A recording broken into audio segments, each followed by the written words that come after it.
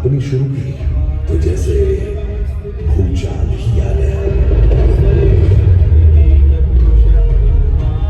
वामन ने पहले पकड़े सारे अगले कदम पे स्वर्ग। ब्रह्मा जी ने भगवान विष्णु के चरण होकर उस जल को अपने कमंडल में भर दिया और अब वामनावतार ने अपना तीसरा पद बलि के सर पर रखकर उसे पाताल लोक भेज मुक्ति दे दी। अब स्वर्ग लोक में भगवान ब्रह्मा जी ने जब चरणामृत में हाथ डाला तो वहीं से निकल आई चंचल निर्मल गंगा जी। पवित्र किंतु चंचल आज से तू मेरी पुत्री और नाम तेरा गंगा।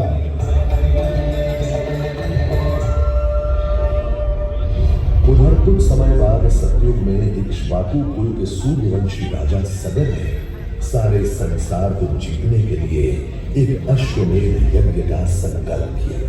सुने सुने सुने सब सुने, या चिन्ह पूजित धवल अश्व जहां भी जाएगा वो भूमि राजा सगर की मानी जाएगी।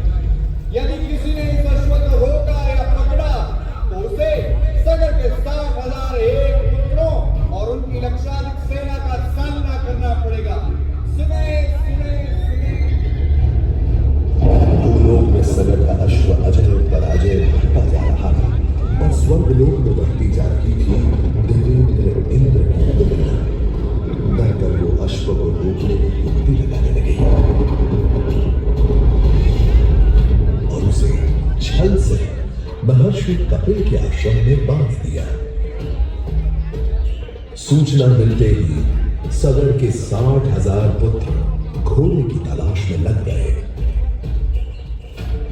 जब घोड़े को खोजते खोजते वे वसुदेव कपिल के आश्रम में पहुंचे, वहां उन्होंने देखा कि कपिल मुनि आंखें बंद किए बैठे हैं और ठीक उनके पास यज्ञ का घोड़ा बंधा हुआ है।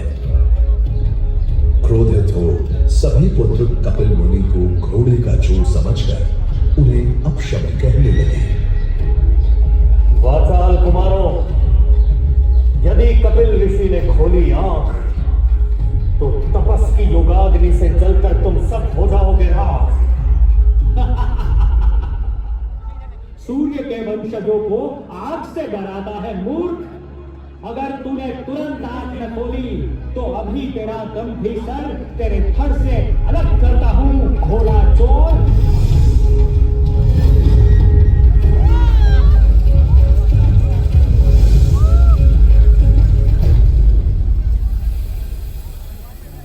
उधर सगर चिंतित थे। न अश्व का कुछ पता था, न ही उनके 60,000 पुत्रों का कोई समाचार। पिता की चिंता देखकर उनका सबसे छोटा प्रिय पुत्र अंशुमन भाइयों को ढूंढने चल पड़ा। तुम्हारे भाई थे घमंडी, अविवेकी और अभिमानी। भस्म कर दिया उन्हें मैंने, जो उन्होंने मेरी नहीं। अपने भाइयों की ओर से मैं आपसे क्षमा मांगता हूं, किंतु आपको ही उन्हें वापस जीवन दान देना होगा। मृत्यु का इलाज कोई नहीं कर सकता, किंतु मेरे क्रोध की योगाग्नि से भस्म हुए लोगों का आसान नहीं होगा तर्पण। गंगा, केवल गंगा जल ही दे सकता है मुक्ति उन्हें जो भस्म हुए तुम्हारे परिवार। गंगा? गंगा किसका नाम है ऋषिवर? स्वर्ग में विष्णु के चरणों से पैदा ब्रह्मा की पुत्री है गंगा। तुम ब्रह्मा जी को बनाओ और गंगा को अपने भाइयों के तर्पण के लिए पृथ्वी पर ले जाओ।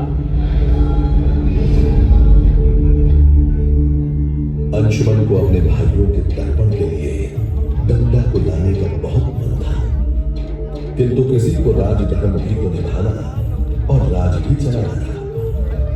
देखते देखते 7 पीढ़ियां गुजर गए, पर 7 पीढ़ियों के बाद समय आने पर राजकुमार भगीरथ ने राजा बनने से साफ मना कर दिया। क्षमा कीजिए,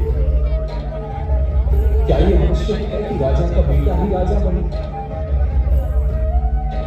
मैं नहीं समझ सकता। और फिर ब्रह्मा से इंद्रा को मांग कर पृथ्वी पर ले आऊं, और फिर